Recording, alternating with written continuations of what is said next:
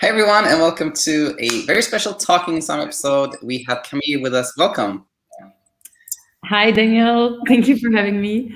I'm Well, super excited to be here and to talk about sleep. absolutely. I'm super glad you're here. And so actually, with that said, for the community who doesn't know you here, maybe let's start right away, and you can share what made you, or let me start here actually. What made you find my channel, and how did you find me from the beginning? When I was struggling with insomnia, I first found your friend Martin Reed, and I did try his method for a while, which it did help at the beginning, but it didn't last, and I kind of relapsed and was looking for someone else, and looking through like on the podcast app from Apple, I found your channel and started listening, and I was like, oh, this guy, he's on something. That's funny. Well, I'm super glad you found my channel, and so today we're talking about like your your journey, what really helped you get to a place where you don't struggle with sleep anymore. And I'll say right away, I'm super excited that you've decided to become a sleep coach. Yes. We talked a little bit about that too, but yeah. So tell us the story of like, how did it start? How did you start having trouble sleeping from the beginning there? So I I don't say I cannot say I was a really good sleeper, like ever, like super good sleeper, but I was okay, and I wasn't really worried about it. Like I was very impacted when I was, going through like big moments in my life of like, separation or like exams or anything, like normal, right? Now I know it's normal to have these moments where sleep is not as good, but it's totally okay. And at the time I wasn't really thinking about it. But then I got pregnant in 2019, and I gave birth to my daughter in May 2020. And it was for me very, how would I say, becoming a mom was kind of something pretty big, and it was stressful. Like I had so much responsibility. Like I had to take care of another human being, and I was putting a lot of pressure on myself to be the best mom. So obviously, I wasn't really in a state of inner peace, let's say. And on top of that, my daughter had a lot of health issues. So like minor stuff, obviously nothing like she didn't have to go to the hospital or stuff like that, but it was minor health issues that were stressing me out, and I was crying a lot. And yeah, I was basically feeling very lost.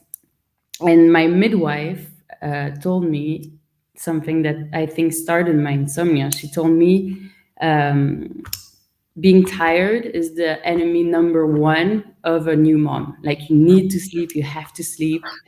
Like feeling tired is the worst that you can have, because it's going to make you feel like everything is going to be negative if you're tired, and you won't be able to manage.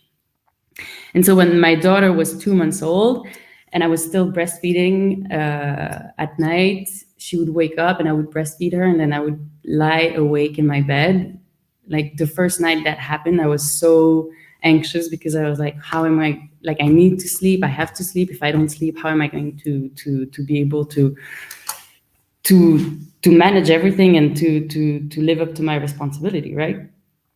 And my daughter was still waking up at night, so it wasn't that much of a problem until she was 4.5 months and she started sleeping through the night.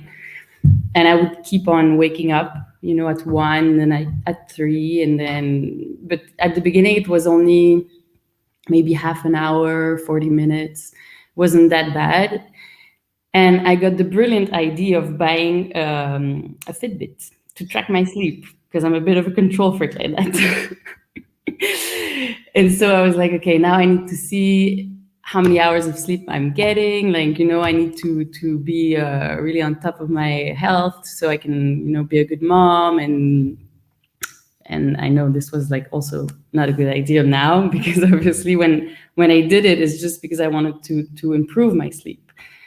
And so like, yeah, reaching December, I was full on like insomniac. I was waking up at, I would go to bed at 9, obviously way too early, would wake up at 1 and couldn't go back to sleep. So I would never had an issue falling back like falling asleep, but it's always like waking up during the night and not being able to sleep again. And I was going crazy because I was like, I slept only 3 hours. My body should be tired, and I'm still here awake. Why? How is that possible? It's like 1 a.m. There's no way I'm starting my day now. I need to sleep. So I would say, if you want them to go insomniac, right? So I started taking medication, but I was very careful because I didn't want to get addicted. And I just knew that if I could take medication for a bit, just, get out of that anxiety loop, I would maybe get better. So I took them for like 1 week, and every day I would take a smaller dose. So by the end of the week, I was only taking like, I don't know, 1/10 of or 1/7 of the initial doses. And it helped. Like, again, I got this, month of better sleep. And then I relapsed. And then that's when I found Martin. And I was doing so many things also to help, like to find a solution for my insomnia. I was going to have some acupuncture, taking supplements, magnesium, melatonin, everything. Like, honestly, I tried everything, and I went on like forums and read so much about like sleep. And I reached a point where I thought I would never be able to sleep again, and I felt damaged. I felt something was wrong with me, and I was also very angry at myself, very like frustrated. And if I can't even remember a day where I was like, how is this life worth? Like, is it worth it to be alive if it's to be like living like this, like being like so mad and angry? So anyways, I found you. Actually, I got COVID, and I was not sleeping and sick. So I really reached like this terrible low. Then I found your app. Actually, I listened to your podcast, and I forgot to mention earlier that I did all this process with Martin that helped for a while, but he only has like contact with you every 2 weeks. And for me, I felt so desperate and very alone and lonely in what I was living, that it wasn't enough. So at some point I relapsed, and I didn't feel like he was there for me. So, but that's his method, and I don't like it. A lot of people have success with it, and it's definitely good. But what I liked about your approach is that I downloaded your app.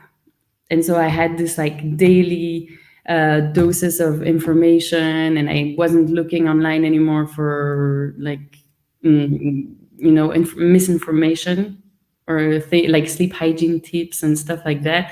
And I really said, okay, now I'm only going to listen to your podcast and use your app.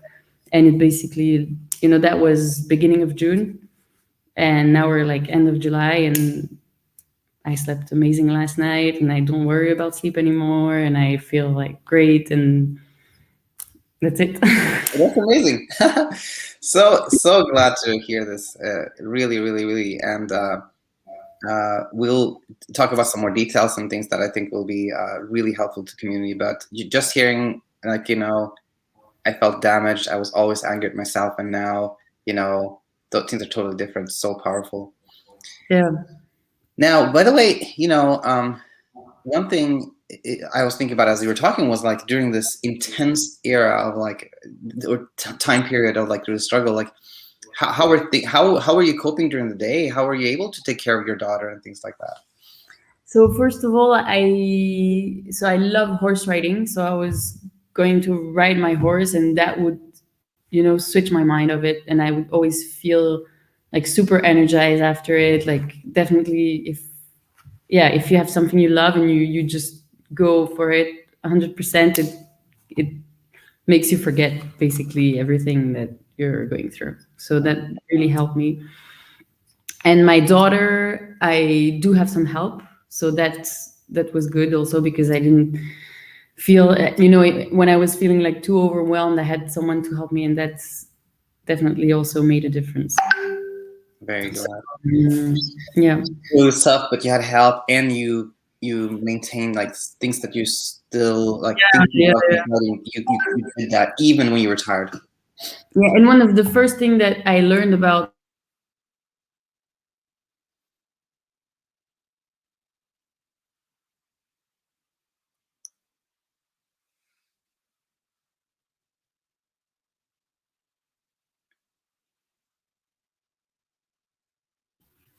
Okay. back.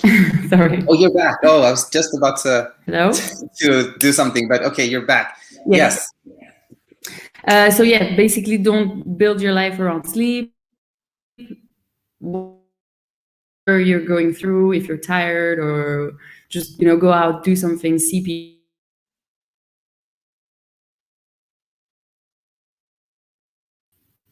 Can you hear me?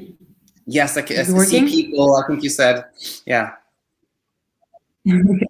Yes, go out, see people, change your mind, like take your mind off insomnia. And at first, what I was doing a lot was I was spending a lot of time in bed, trying to sleep during the day, rest, trying to catch up to all that fatigue I was feeling.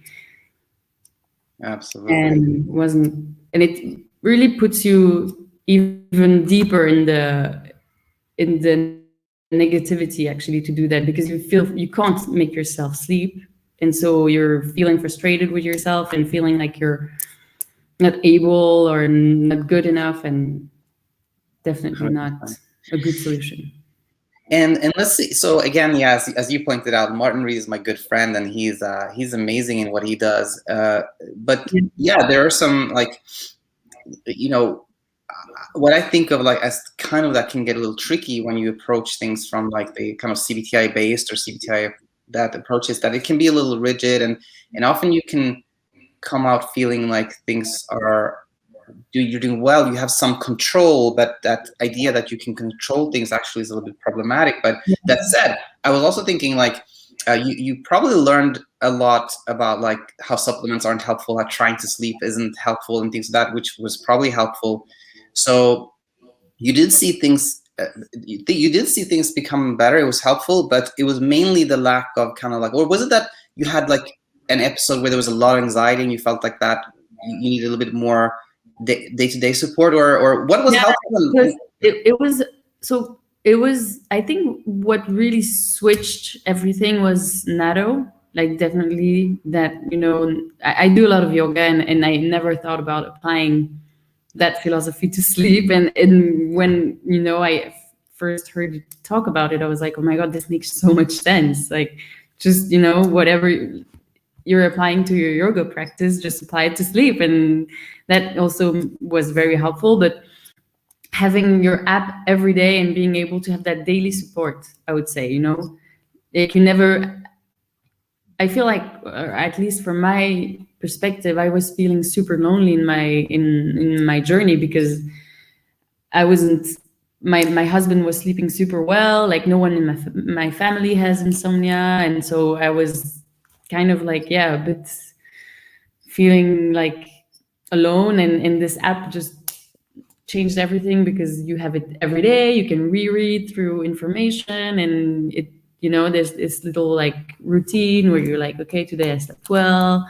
Yes, okay, when I didn't sleep during the day, I woke up at 7. So it's yeah, for me, I liked it a lot. Super glad to hear it. And so it sounds almost like you didn't maybe need so much more education information. It was more that kind of like knowing that somebody's there, somebody you can talk to, somebody who understands. That was really what made a difference, you think? Or I feel like some of the information that you gave,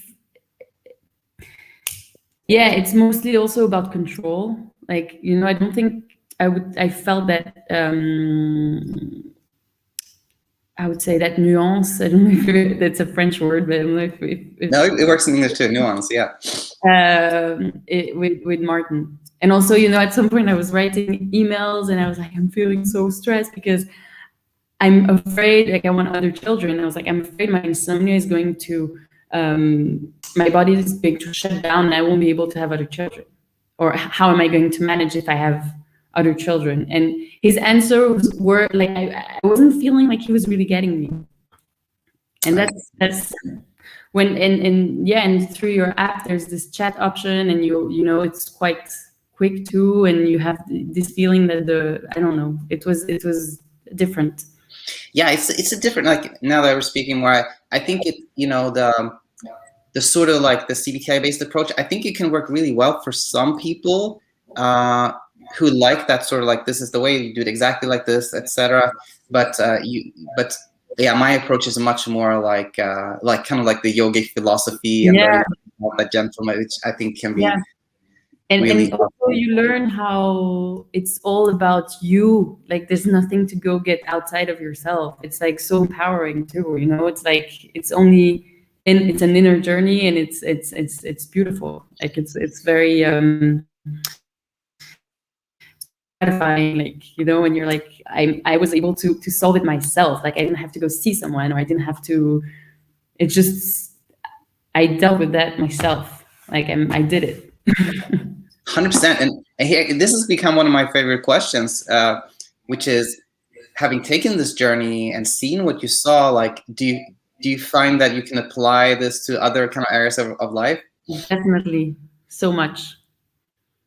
Oh, like yeah. So it's now I'm always like, no, like just let it go. It's okay. Like it doesn't really matter. Like it's fine. And also, I think the more you want to control something, the less it's going to be what you really need or what's actually good for you. It's kind of, when you want to be too like now I want it that way, it ends up being like sticky and not really like what's supposed to be. Exactly. Even if you get it that way, it's like you put so much pressure on it that you don't really enjoy it anyway. Yeah, and it doesn't allow it to be whatever it can be, or you kind of cut yourself off other, like the potential, the possibilities of something different that you weren't expected, right? Yeah, that's right. Exactly. Yeah. Now, very well. So, you pretty soon after finding my podcast, my app, you're doing better, which, by the way, was, I think, a lot thanks to you. You had done work before that was also in the background. But anyway, you're doing better, which is fantastic. And then, at what point did you think, hey, maybe I want to become a sleep coach? When did that idea come? Well, the thing is, one of the first thing I did when I started having sleep issues, we have this Facebook group in Belgium, which brings together 3,000 moms or future moms. And we can, just ask questions about kids or about anything really. Like it's just a very, like a big community. And I left a message on that Facebook group asking about tips about insomnia, if someone had something that worked, because I was so desperate. And I got like, at least 5 people who, after that message, like not right away, but having seen my message maybe 2, 3, 4, 5 months after, like texted me or sent me a message through Facebook asking, did you find something that works? Because I'm going through the same struggle and I'm desperate. And so obviously when I started with Martin, I sent his page, and then it started growing in my mind, like, why wouldn't I be helping them? Because I think when you go through this journey, you kind of understand it, and who's better to help than yourself, like someone who already went through the same thing. Absolutely. So absolutely. Yeah. So the idea came upon, and you contacted me, and you joined this latest batch. And I love to learn. Also, that's something that I really find, like, continued education for me is very important. Like, even if you're not at university anymore, or I find it always like very enriching to be able to learn more about a specific subject and being of service to the community. Yeah, definitely. 100%. And I want to ask, actually, this was something I thought, I think I emailed you before, and I thought that we could talk about this maybe before or after this interview, but I think we might as well record this too. It's an interesting topic, which is, your story, which is that insomnia started when you were pregnant or just after having a baby. It is so very common, and I think that